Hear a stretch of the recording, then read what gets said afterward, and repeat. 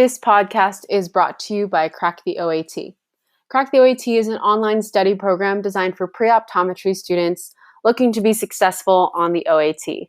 This program includes full-length exams, video lectures covering the subjects on the test, and readily available tutors to help you along the way.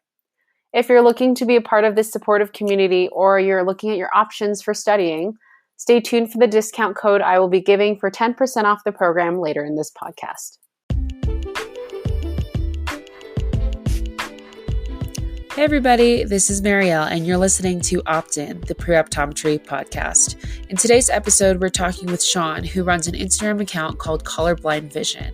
His account is made to inform the public of the different types of colorblindness, as well as show you sort of a picture of what it's like to be colorblind through photos.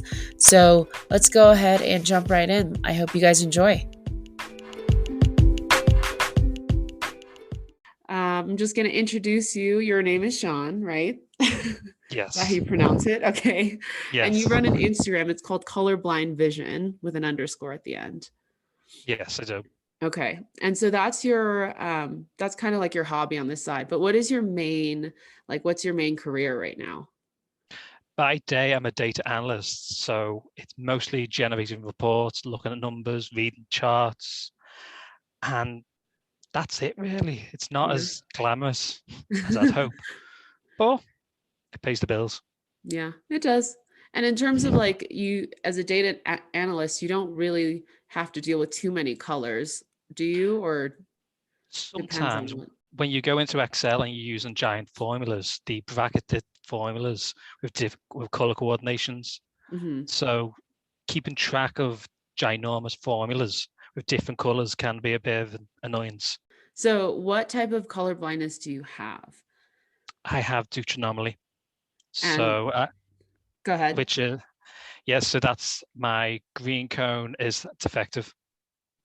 So does that mean you can really kind of differentiate like red and blue more so, and green is kind of the most difficult for you to see? Well, it's all two colors for me. I see green, red, mm-hmm. and yellow, actually, so three colors. Okay. Then after that, I don't see the colors in between. It's just that I drive past oh, it's changed. Mm-hmm. So the That's gradient is pretty small. You kind of see distinguished red and green, but colors between red and green, when different shades are harder to tell. Yes. Okay. That makes sense. My palette is quite small. That's okay. Well, you're still, getting by. Seem like you're doing well. Oh yeah. Yeah. And so there's quite a few different types of color blindness. I saw that you sent me a bunch of different types. So what is the most common and what is the least common? So protonomaly and deuteronomaly, they're the most common ones. I think they make up for about 72% mm-hmm. of all people who are colorblind. Then comes those with tritonomaly. And then after that, it goes on to the opias. So the protanopia, deuteranopia, tritanopia, and mm-hmm. finally achromatopsia, which is just no color vision at all. And is that the most rare? To a degree, yes. Only reason I say that is the other very rare ones, like unilateral achromacy, which is colorblind in one eye.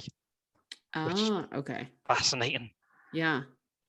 I got to speak to someone only last week, mm-hmm. and she said how it was her MS which triggered her dichromacy. Mm-hmm. And through the left eye she can see color, and through the right eye she can't. Mm-hmm. Yeah. So why did you start your Instagram? What was that all about? It was the question every time you mention to someone that you're colorblind, mm-hmm. what color is this, pops up. That's the very first question. And then you'll answer that question and go, okay, what color is this? Then what color is this? What color is mm-hmm. this? And it goes on and on until you get bored. So I thought, why not let people see what mm-hmm. it is like to be colorblind? Right. And then fill in some gaps so they don't have to ask. They can just see what our colors look like. Mm-hmm. What's confusing when I make those photos is when it comes to my type, that looks Mm-hmm. exactly the same as the first one. So I'm never Oh. 100% certain it has changed or not. It's only when I look in the background at the color levels that I see that it has changed, Mm-hmm. even though I don't see it has changed. Mm-hmm. Interesting.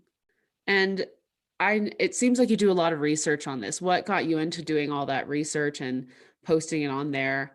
Um, Well, just did you start when curiosity, just curiosity? curiosity about the condition I've had because since I was a kid, I knew I was colorblind, and that was it. There wasn't nothing else on the other side of it, just that you are colorblind. Mm-hmm. So finding out more details about it was a good way to explore what I Mm-hmm. have. Right. And what I've learned amazes me because I just thought it was colorblind, and I only knew say 3 or 4 people who were colorblind. Mm-hmm. So I do like what I read. Okay. Yeah. And when you were younger and you found out, like when you first noticed that you had color blindness, what were your first reactions? Well, I never knew I was colorblind first. It was in school. Mm-hmm. They came round and they asked us all to go into the teacher's staff room and take an Ishihara test. So I can remember walking down the corridor, walking to the staff room and seeing the nurse. She rested me against the back of her leg and asked me to look at the Ishihara pictures. Mm-hmm. And I looked at them, answered the questions, and then walked away. That was it. So then Mm-hmm. afterwards, I presume my teachers ended up, or the nurse ended up telling my mum about it, who then took me to the opticianist, who then conducted the test once more, and they told my mum that I was colorblind. So it wasn't until I got home that my mum even told me that I was colorblind. Mm-hmm. But at that point, she told me to keep it a secret because she was afraid I would be bullied in some way by people in school. Yeah. So she just wanted me to only talk about it to family, my teacher who knew, Mm-hmm. and that was it. But Was that hard for you to do, to kind of not tell people, or was it something that you just went back to school and it was kind of regular again? Like, oh, it was hard because there's something there that I wanted to share, and I couldn't say nothing about it. mm-hmm. And I knew I didn't want to let my mum down because she said to me, "Don't tell anyone that you're colorblind." Mm-hmm. So I had no one I could really speak to about it. But naturally, it did come out when one girl found out. I can't remember how either, but she did find out I was colorblind. So then my mum and the girl's mum and herself ends up meeting with one another and discussing the colorblindness and having to keep it quiet still. Mm-hmm. Because my mum, again, she was afraid I would get bullied. Right. I mean, there's a lot of things people can just point out and start picking on you for. It's the most absurd thing sometimes too, and it's more common than most people think. I mean, not everyone obviously experiences colorblindness, but Mm-hmm. um, I assume that when you talk to other people that have had colorblindness, do they talk about how they had struggles when they were younger? Did they have similar experiences to you? All of them still get the same question right away. What color is this? That's the unilateral thing for us all. And even that's through like countries as well. Because through my page, I've had the opportunities to speak to people in different countries, Hmm. and they've all said that is the question. But then when it comes to bullying, some of them have experienced it. Hmm. And the but it's not just from the students. They feel like they've had received it from, say, like the teachers as well, from not believing that they are colorblind. Or Hmm. some of them denying colorblindness even exists. And Interesting. the people can just learn to get around it. Hmm. I've noticed that students tend to get bullied, or I've heard stories more so when they kind of lack in something or seem like they're falling behind. I got to work with a pediatric optometrist for a while, and a lot of her patients are young students who are struggling in school. And a lot of people think it's ADHD because they're not able to pay attention, they can't focus. And it's actually, a lot of the time, it's actually that their eyes aren't tracking the page as it should, and it's their eyes aren't working together. And I find it difficult to hear those stories when, students get teased with those kinds of things, and it's just Mhm. something that you're born with. So I'm glad you didn't have any bad experiences with that. But that is Oh kind of no, interesting that you had to kind of keep that a secret. And you said you kind of started talking about it more when you were a teenager, or was it yeah. more adulthood? Okay. It was more when I was around 12, 14 years old that I Hmm. started to tell my friends about it. So once again, they all asked the question, but once the question was out of the way, Hmm. they just helped me when I needed. I never had that many bad experiences when it came to school or high Hmm. school, that is. Okay, that's good. Yeah. And so you mentioned that you went to an optician and did the Ishihara test. Did Mhm. you have to like consistently see someone, or was it just that? And then they were like, you're colorblind, and, go from there. What It was just the was it one like? time, and I've only been back to the optician once since then because my eyes have always been fine. Hmm. And it sounds odd, but since doing this page, I would love to go back to an optician just Yeah. to look at the issue. I just go, I can't see it Yeah. because No, I look at them so often. hmm I just like to see the real thing and yeah. go like and say I can't see it. I mean, for here in the US, they ask us to come to the eye doctor every year. Not everyone does it every year. Um, but it's recommended just because we have an like expanded practice where we can look at more than just your vision. It's like I said before, like tracking and your attention, and if you can discern different objects from another. Um, but I would recommend it if you want to go back. I would definitely recommend it. um, yeah. And okay, so you haven't been to a doctor in a while. And so did you ever use like I noticed lately that I've seen those colorblind like glasses that people can wear. Do you Mhm. have those, or have you used Y- them? Yeah, I do have them. I've had them for quite a few years now. Mhm. And I did wear them for about 2 years. Mhm. But as the glasses went on, I started to not wear them so much because it became more of a novelty than a Mhm. requirement to actually wear them. Mhm. But there was a difference when I wore them, Mhm. but I preferred what I saw through my eyes rather than what the glasses allows me to see. Right. So now they are just sitting on a shelf. Okay. Just like a little memory. Yes. So even a few weeks ago, I did think I'll go to the shop, wear the glasses just to have a look. But again, it was just down to a novelty. Mhm. They are still impressive though. And I would still say people need to try them out because Mhm. there was a difference, not a massive difference, because I got the indoor ones, which I believe aren't as intensive as the outdoor variety. Mhm. But there was still differences, even like in the color white. White seemed a little bit more brighter. And Interesting. then there was again, say blue, Mhm. because the blue is everything in my life. That seems a different shade.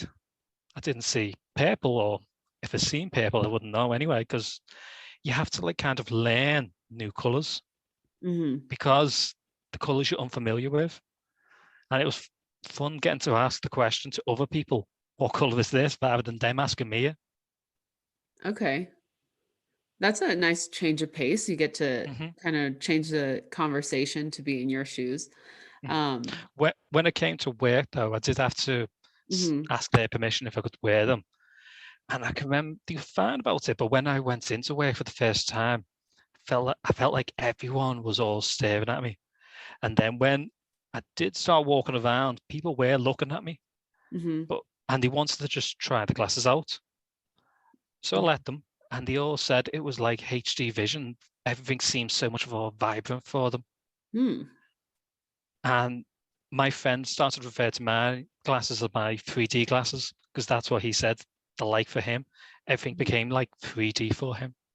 Interesting. Or are they when those lenses, are they actually colored, or do they? Yeah, Okay, so yeah, you can tell yeah, that they're different colors for your specific color blindness. yes. I Okay. think they could be a pinky color, Okay. but it's colors. You can't exactly quote me on that.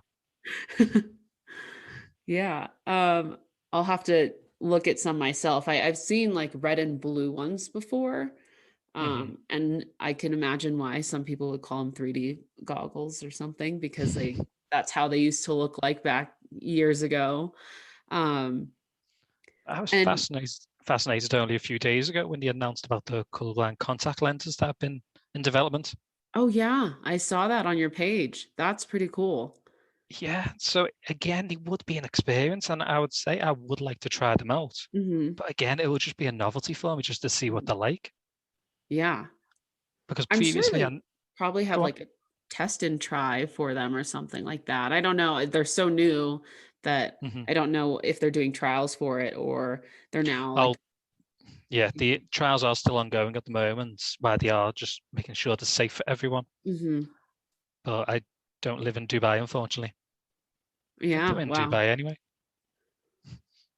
They have a lot of cool technology over there. I went there a couple of years ago and everything's just bigger. Like they Mhm. set world records for everything. Dubai is very cutting edge for a lot of innovations. I know they like to recruit doctors from all over the world to work on things over there, so that's pretty cool. Mhm. Um, If but I it's to want to go. help everyone, Yeah, yeah. yeah, it's great. It's a great thing. Because I mean, no matter where it comes from, it's just new things that can enhance our everyday lives. So that's pretty cool to hear about. Um, and speaking of like everyday lives, what is it like? Like, do you have daily tasks that you still struggle with? I know you've gotten used to work, and discerning colors there, but I know you mentioned like video games you used to play or cooking. Hmm. Um, what is So, your everyday experience with that? well, there was a situation a few months back where I was going shopping and my dad asked me to pick up a loaf of bread. I think nothing could go wrong with a loaf of bread, but Mhm, I picked it up. My dad said, make sure you get the orange one. I picked up the orange one. I brought it home. I brought the red one home. And I was unaware that I brought the red one home. And to me, orange and red, they looked exactly the same. mhm, And then in the case of video games, I can remember playing one game with my friends, and we was playing it for about 3 or 4 hours.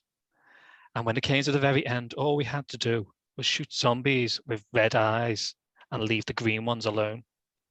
For the life of me, I could not do it.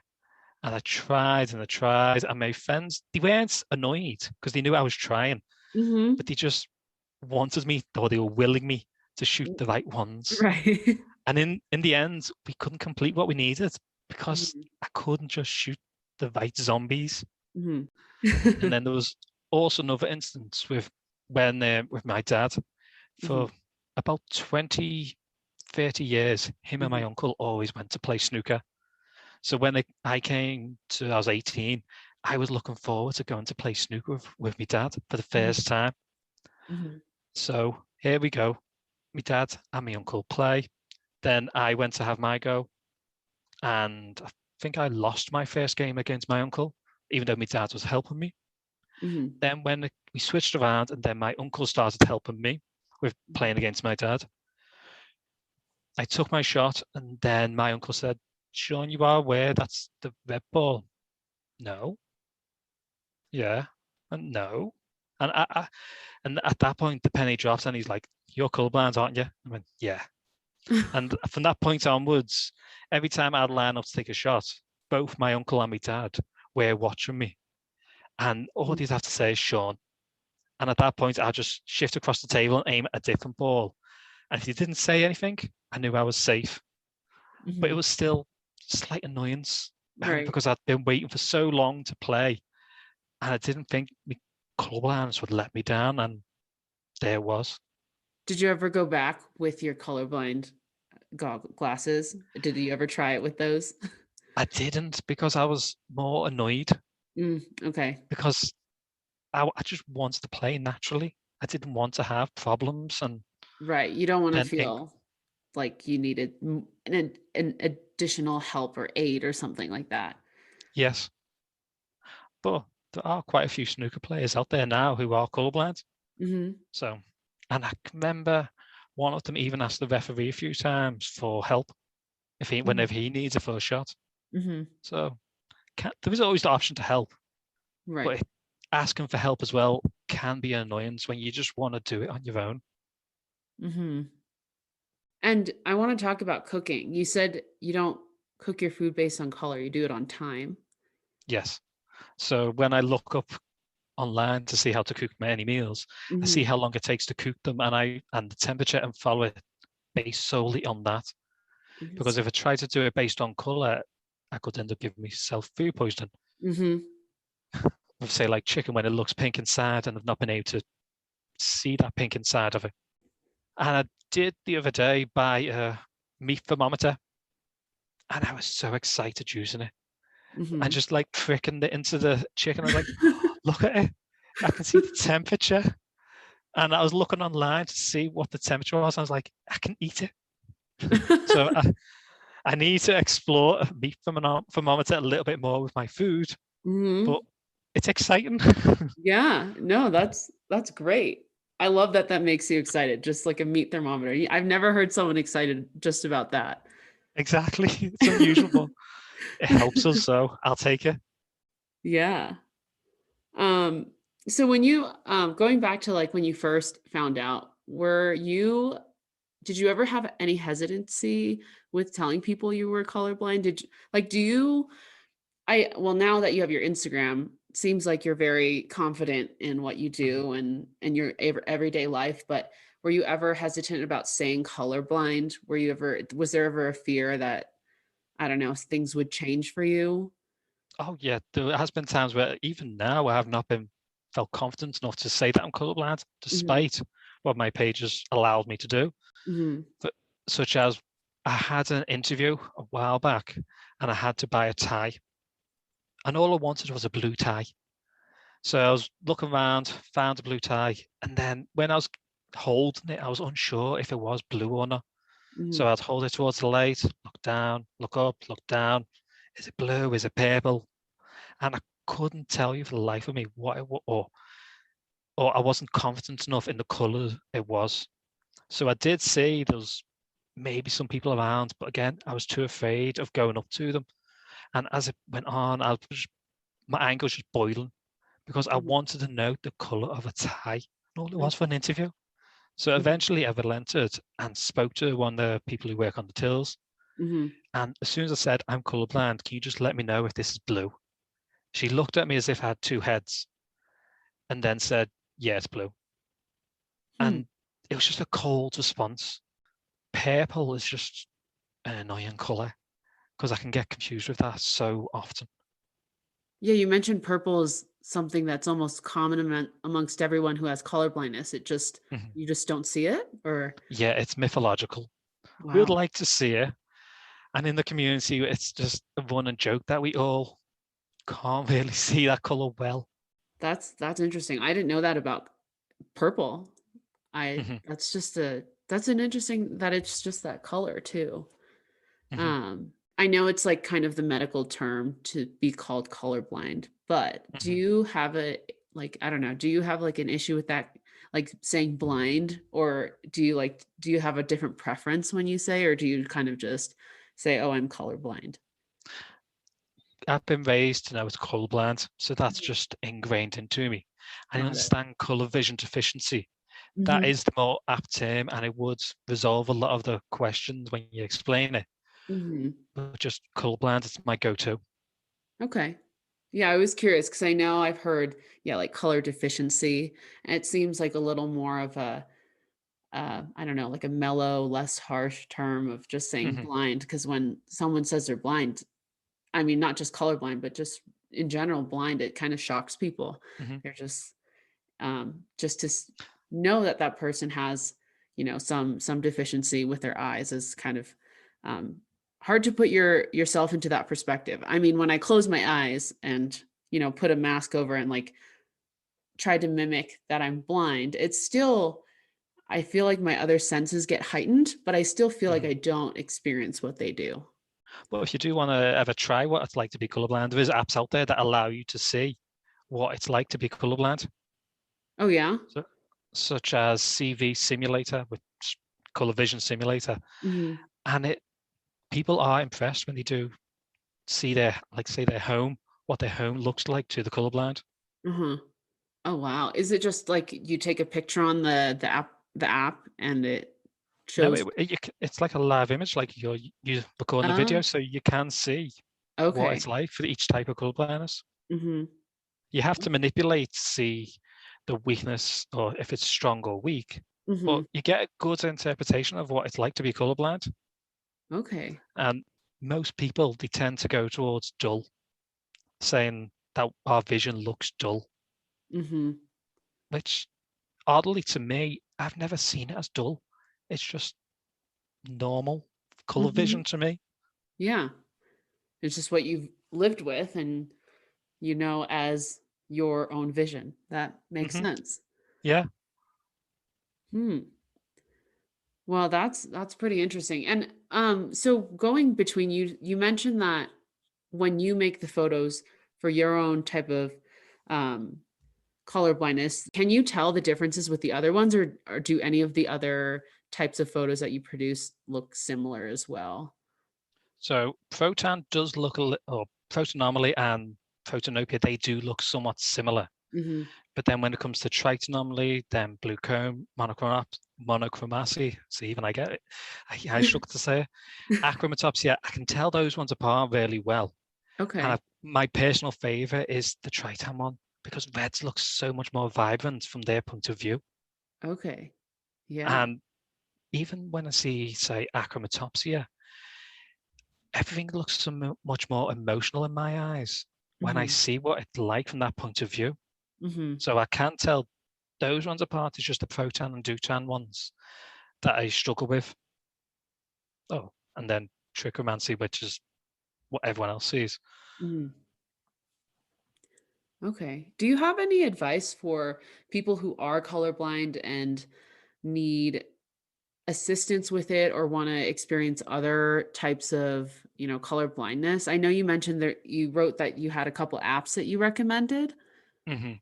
So there are some out there. So one is Color Grab, which is a color identifier app, which Hmm. again uses your phone's camera, which you can point towards something to find out the color of it. Hmm. And it's so useful. Again, I know someone who used it to cook their tea, just to Oh. tell if it was cooked or not. And he was Hmm. so happy that he was able to cook his tea and know that it was cooked Hmm. using the app. Hmm. Then there's that color grab is only available on Android. Then there's also Colorblind Pal, which is similar and available on iOS and Android. Same concept, it's a color identifier, but both of them are really useful to help with identifying colors. Hmm. And there's one third one called Be My Eyes, where you can actually speak to someone and they can tell you what color something Hmm. is. And I've never used it, but I do know of it because I would also like to go on there and help someone, but I was just worried in case the first person I spoke to was someone who was colorblind and said, "What color is this?" And I'm like, I can't tell you because I'm colorblind too. Do you feel like you've met more people in the colorblind community because you're colorblind, and like do you feel like you relate to them, or they have a lot of similarities to you in terms of like the way they grew up and what they've experienced through their life? Do you feel like, I know you have a Instagram that now kind of connects you with more people, but throughout life, have you tended to kind of bond more with those people? Kind of with my granddad, because Hmm. my granddad was colorblind too. So when it came to any difficulties I had, he knew exactly what I was going through. Mm. And then when it comes to my grandma, she knew about it with my granddad. So if I had any problems, my grandma would help me. And then when it comes to other people, I'd only ever met, say, 3 or 4 people Hmm. who were colorblind, one of whom was in work. And I found out she was colorblind, as is her husband, their 2 twin daughters, and their son is. So the entire family, the colorblind, and the mum or grandmother, she was like the color oracle for the family. So if anyone had any questions, she was the one who answered all the questions for them. Mm. So I was so made up when I got to speak to her, and especially Wow. being a woman as well, since Yeah. there not many are out there. Hmm. Yeah, I don't think I've met. a woman who's colorblind, but I've definitely had a few friends myself that have had color blindness, all of them being male. So, Mhm. wow, that must have been a cool conversation for you to have then. Oh yeah, I was there for about 20, 45 minutes talking to her about this and like, oh yeah, I've got to go back to work now. Sorry. Because I just got into it so much with Uh-huh. her because it's so rare to speak to a woman about Yeah. it. Yeah. And again, like that one with the unilateral zygomacy, it's so I'd never spoke to someone like that before. So it's just good speaking to people who are going through exactly what you're going through. Yeah. Yeah. I'm sure that's a nice kind of nice community to be a part of and to have, because no one else really knows what you're experiencing unless they really have it. There's so many Mhm. ways, like you said, there's those apps that can simulate it, but it's just not the same because they with those apps, you can kind of just go back to your regular whatever your vision is. And then Mhm. with color blindness, so it's your permanent. Mhm. That's your Until you've platform. walked in our shoes, you don't really know for certain. Mhm. Mhm. And so you mentioned that the most common question is, what color is this when you tell Mhm. somebody that you're colorblind? What are some other common questions? And is there one that like kind of just really annoys you or something? Well, the what color is this is the The, most annoying question because as I said, it comes up so very often. Mhm. It's like you can go 5, 4, 3, 2, 1. What color is this? Yeah, it is Yeah. like clockwork. But then there's also so you only see black and white, which Mhm. is understandable when you hear about color blindness. But Okay. then there are the interesting questions of what's your favorite color? Because then it opens up the question is, well, how do you know that it is that color? Mhm. At that point, we've just got to hope for the best that it is what we think it is. And then you start finding out people who say, so you do know that you can't be a pilot or electrician. And it's like they're explaining something that we've never heard before, when in Mhm. fact it's something that's ingrained into us from when we find out. Right. But what's more interesting is that there are many colorblind electricians out there now Mhm. because standards have now changed. So it is being a lot more welcome now being an electrician. Okay. And then when it comes to in Australia, Mhm. there you are allowed to be a commercial pilot because there was a case that was brought to the courts and eventually they found out that there isn't really any restrictions that prevent those with colourblindness from becoming a pilot because there's a lot of secondary points that can help with flying a Mhm. plane. Mhm. So even though you might not be able to read the dial if it's green or red, there are numbers there that you can read and they're in white. Mhm. So the only really time it would become a difficulty was for being a pilot is reading the colour of the lights on the plane, the Mhm. wingtips. But again, there's other ways around that. So we don't just rely on those colours, you rely on other devices as well within the plane. So Mhm. I've always felt being a pilot shouldn't be one of those that should restrict you Mhm. for becoming one, for being colourblind. But even with answering the question from earlier, the glasses aren't required to be an electrician either, they help. Mhm. And there are ways around it, but they're not a requirement. You can still become an electrician. It's just, it won't be easy. Mhm. And but again, you can use the color identifier apps to help with identifying the color of the wires. Mhm. And there are those who, instead of relying on color of the wires, they find other ways around this issue. Mhm. So color is everything. Yeah. It seems like you've all seemed to adapt in your own ways depending on what you guys all decide to do as a living. Hmm. Um, I was always curious when I was younger. I loved painting and art and all that stuff. And like I was always wondering, it seems a little more clear now, but when I was younger, I was like, well, what if my red is not your red, but you learned it as the color red? Like if I looked at red and said that was red, and you looked at red and you saw, I don't know what I Just see as say green. green. Yeah, Yeah. say green, but you learn that color is red.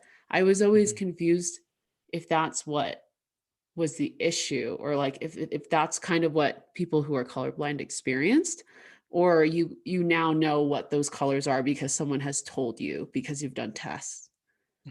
Well, I know a few artists who rely on the labels of the paints to let them know what the colours are. Mm-hmm. But there are some who even rely on colour theory to let them know what the colours are. With one particular artist, I can't remember his name for the life of me now. However, he has achromatopsia. Okay. So he can't see colours at all, but he paints in colours. And I found it fascinating how he did use colour theory to paint in colour. Yeah, that must have taken a while to learn. It seems like whenever you put theory behind something, you're like, that sounds complex. I don't know why, but wow, I'd like to, I'll try to look him up. He has achromatopsia, so like just wow. And then there's also someone who works for Disney. He's a artist, and I'm sure he worked on Frozen and Tangled, I think it was. And he's colorblind as well. And he's an artist. So I always like finding out if an artist is colorblind, because it like opens a door to say like it's possible. But then there's some artists who don't change their colors to suit what they should be. They accept that the colors are different from what everyone else sees, but carry on all the same. Yeah. No, I saw no, I don't know, when I watched Frozen and Tangled or whichever ones those were, they were amazing nonetheless. So kudos to that artist. That's amazing. Yeah. Even if I use the wrong color, it's my colors. I'm used to them. I'll stick with them colors. Right.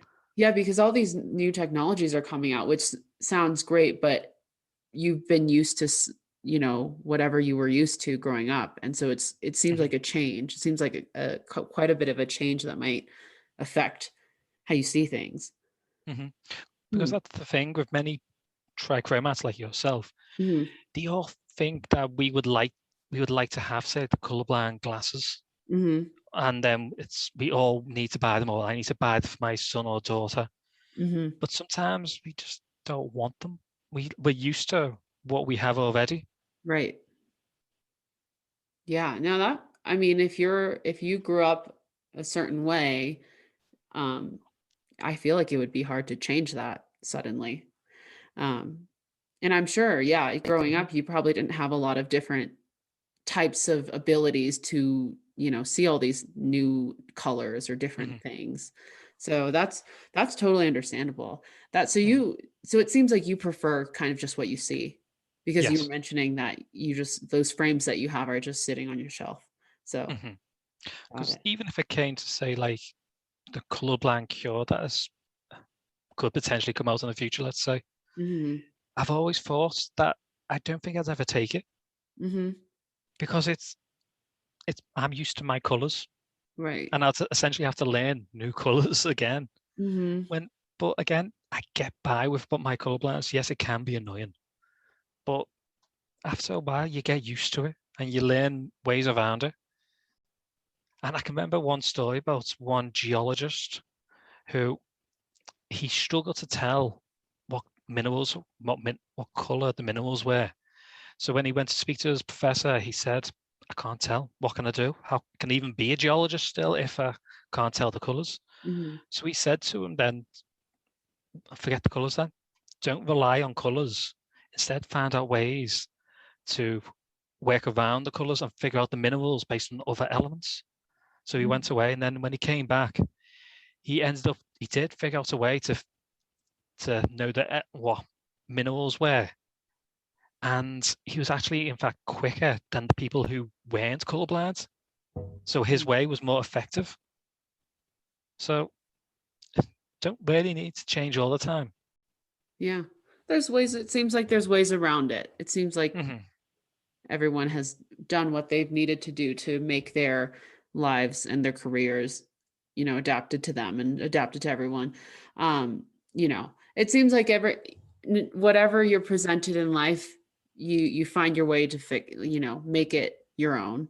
So that's cool. Yeah.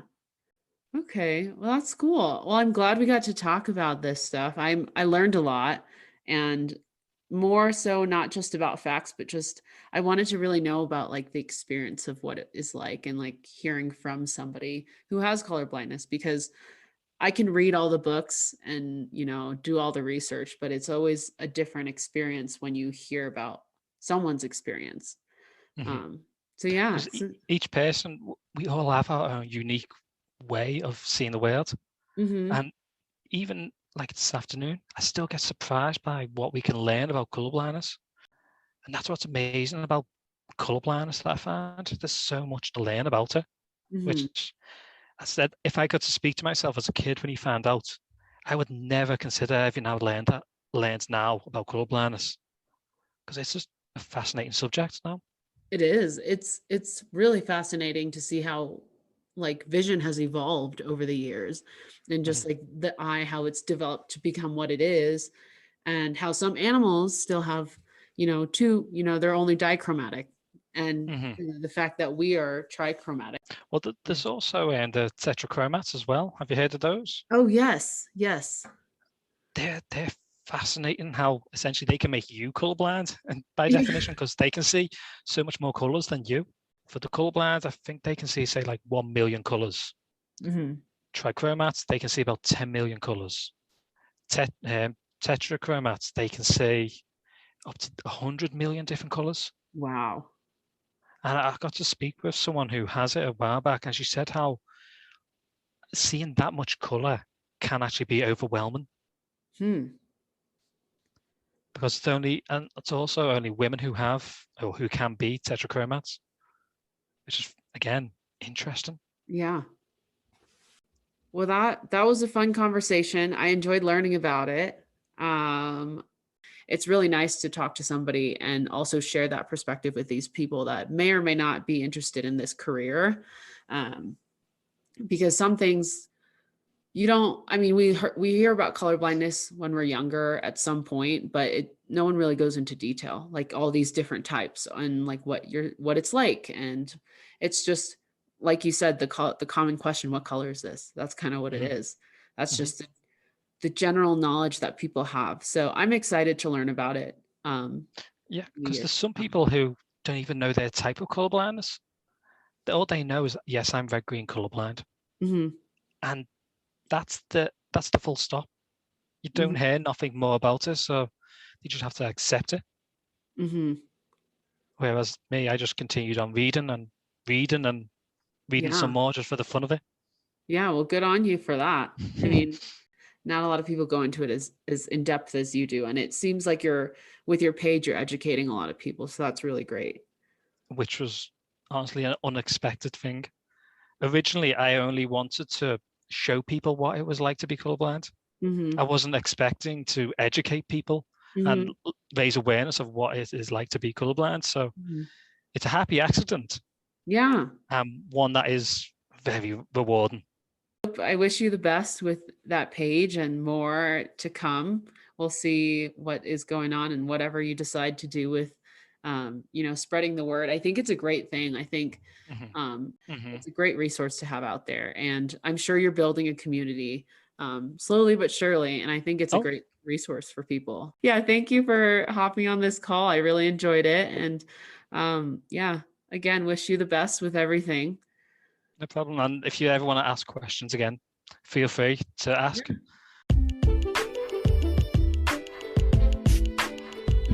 Thank you to all of you that stuck around for the entire conversation. I hope you guys learned something about color blindness, or what it's like to be colorblind, and things to consider maybe when you meet somebody that is colorblind, things that you should or shouldn't ask in the conversation, and things that you might want to have as a conversation starter. So thank you again for tuning in. I will link the discount code for 10% off our program in our description below. So I hope you guys have a good rest of your day, and I'll see you in the next episode. Thank you.